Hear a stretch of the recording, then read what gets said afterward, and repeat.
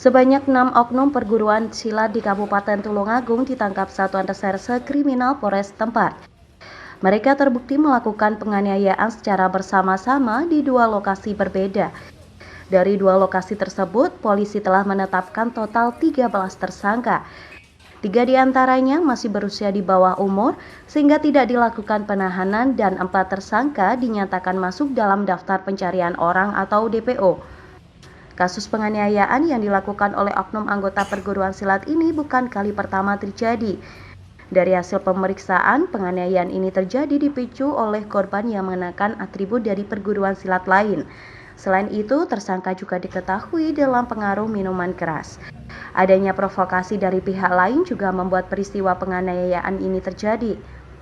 Untuk meredam kasus penganiayaan ini, polisi telah melakukan koordinasi dengan ketua perguruan silat.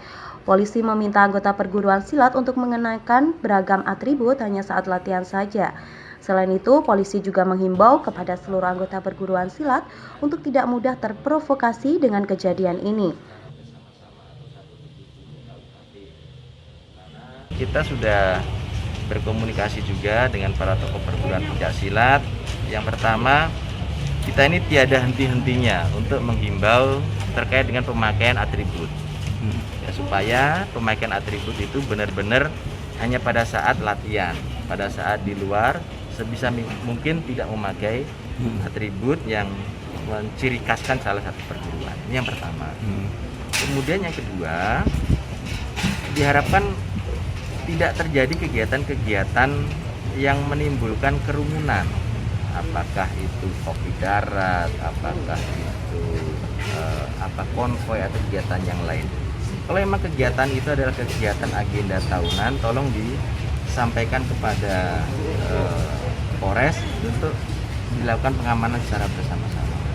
Ini yang kedua. Kemudian yang ketiga, terkait dengan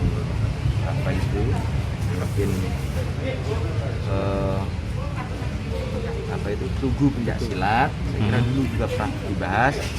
Intinya kalau tugu ini kan kita harus melihat dari segi aturan dulu, banyak pihak yang harus kita libatkan. Maksud saya ketika ada pengerusakan ataupun pelemparan cat di salah satu tugu, ini tidak terprovokasi.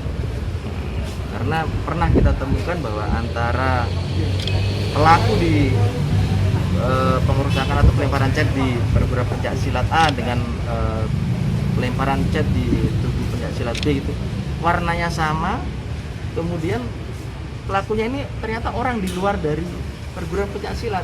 Takutnya kita ini diadu domba. Jadi sekali lagi kita benar-benar harus bisa menahan diri ketika ada provokasi seperti itu. Polisi masih melakukan pengejaran terhadap 4 tersangka yang dinyatakan sebagai DPO dalam kasus ini. Para tersangka penganiayaan ini dijerat dengan pasal 170 KUHP dengan ancaman hukuman pidana selama 5 tahun.